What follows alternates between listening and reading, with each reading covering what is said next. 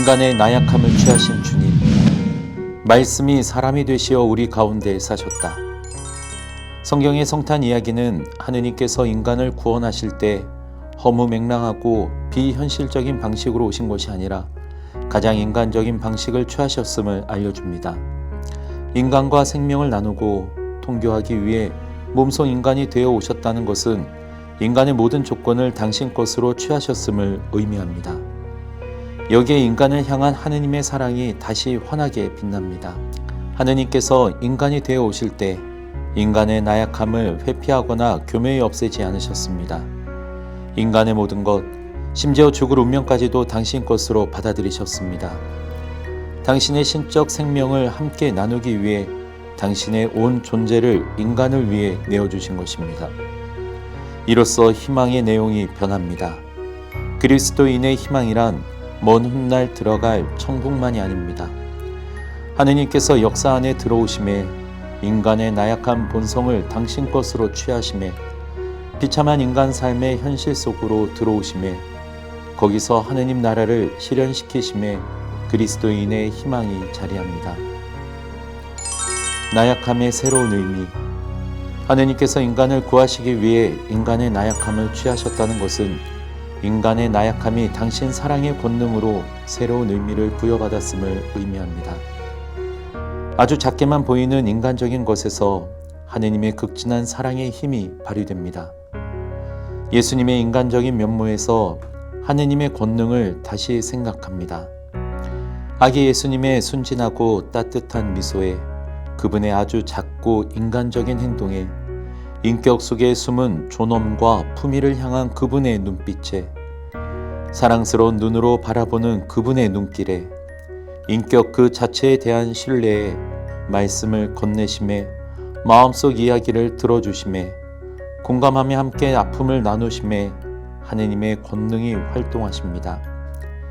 이제 우리는 자신의 나약함을 다른 눈으로 바라봅니다. 방황하는 나, 길 잃은 나, 삶이 망가진 나, 기댈 곳이 없는 나, 상처 입은 나, 무기력한 나, 불확실한 미래 속에 버려진 나, 희망은 과연 어디에 있는가요? 하고 물을 때 바오로 사도는 답합니다. 그러나 주님께서는 너는 내 은총을 넉넉히 받았다. 나의 힘은 약한 데서 완전히 드러난다 하고 말씀하셨습니다. 그렇기 때문에 나는 그리스도의 힘이 나에게 머무를 수 있도록 더없이 기쁘게 나의 약점을 자랑하렵니다. 나의 나약함에서 예수님이 취하신 바로 그 나약함을 발견할 때, 나의 나약함을 인정하고 받아들일 때 나를 향한 하느님의 놀라운 계획에 눈을 뜨게 됩니다.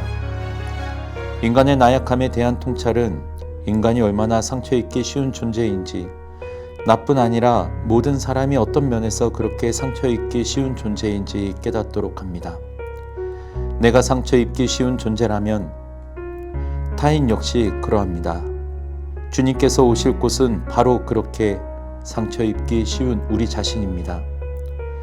나약한 자신을 받아들이는 것과 주님의 오심을 맞아들이는 것은 같은 행위입니다. 그러므로 성탄을 준비하며 가장 먼저 해야 할 일은 나 자신의 내면을 돌보는 것이 아닐까요? 타인의 내면에 귀를 기울이는 것이 아닐까요? 다만 예수님께서 하신 것처럼 아주 조심스럽게 말입니다. 하느님께서 다가오시는 법. 성탄은 하늘의 열림을 기억하고 기념하는 축제입니다. 세상의 하늘이, 내 삶의 하늘이 열림에 대한 축제입니다. 가나의 혼인잔치는 예수님을 만난 삶이 어떻게 포도주에 취한 것처럼 흥겨운 축제가 되는지 상징적으로 일깨워줍니다. 우리의 삶이 흥겨운 축제가 될 수 있는 것은 그분께서 친히 우리 안에 오셔서 우리 삶에 밝고 희망찬 빛을 비추어 주시기 때문입니다. 그런데 그 빛은 어디서 시작되는가요?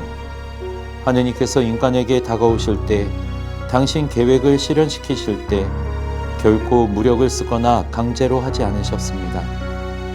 하느님은 인간에게 말씀을 건네시며 다가오셨습니다. 인간의 자유로운 응답을 통해 당신 뜻을 이루고자 하셨습니다.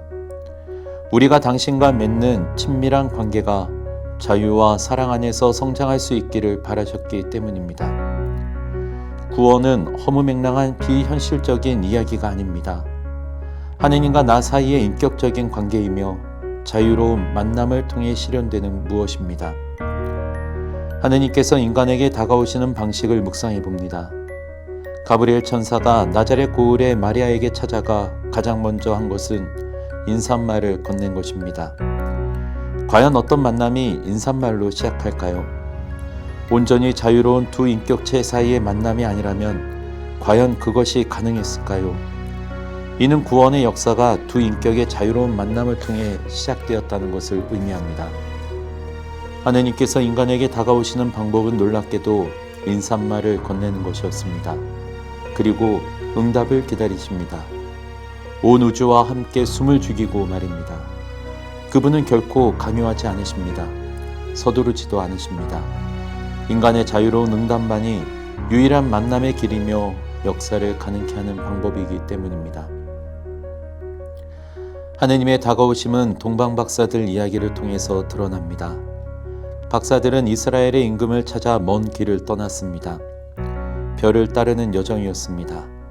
그들은 숨어 계신 임금을 찾아야 했습니다. 그분은 예루살렘의 화려한 궁전에 계시지 않았습니다. 베들레헴의 한 소박한 집에서 탄생하셨다고 마테오 복음서는 전합니다. 어딘가에 탄생하셨을 아기를 찾기 위해 그들은 길을 걸어야 했고 시련을 이겨내고 포기하는 법을 배워야 했습니다. 그들은 별을 끝까지 쫓았고 그 길었던 여정 끝에서 결국 아기를 발견할 수 있었습니다. 그들이 아기 앞에 엎드려 경배하고 예물을 드릴 수 있었던 것은 그들이 찾는 사람이었기 때문입니다. 알 수 없는 미래 앞에서 주님의 손길에 운명을 내맡길 수 있었기 때문입니다. 베네딕토 16세 교황님은 성탄 강론 때 다음과 같이 말씀하셨습니다. 그분은 힘으로 우리가 당신 앞에 무릎 꿇게 하지 않으십니다.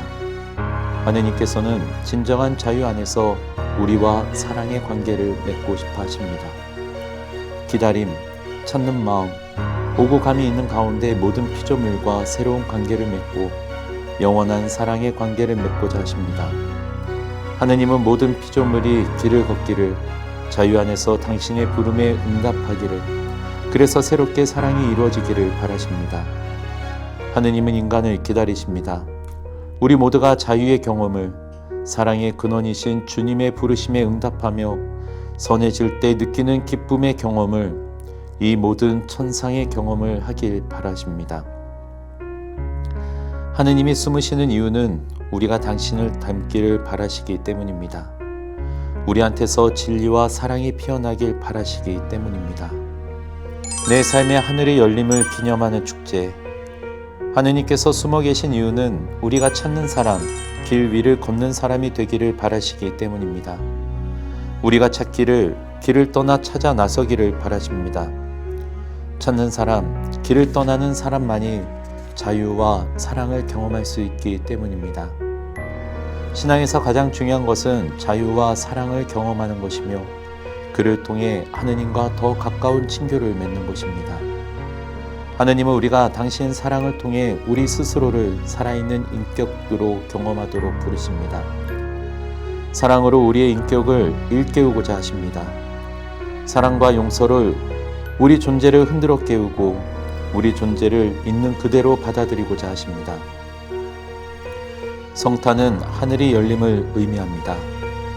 하느님은 그 하늘을 우리의 일상 한가운데서 우리 존재 한가운데서 열어주십니다.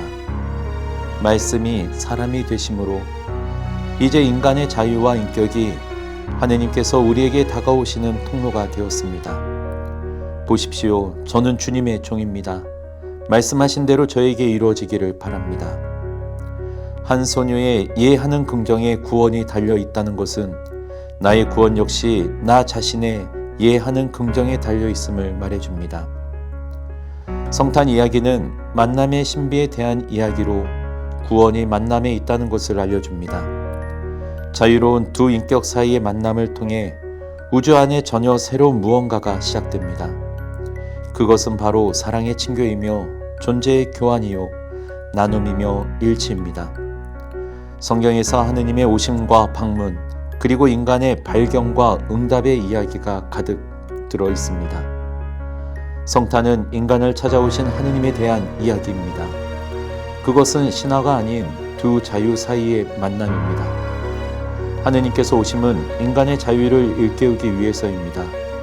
성탄은 오늘 우리를 다시금 그 만남으로, 그 놀라운 기적으로, 환희와 기쁨의 체험으로 초대합니다.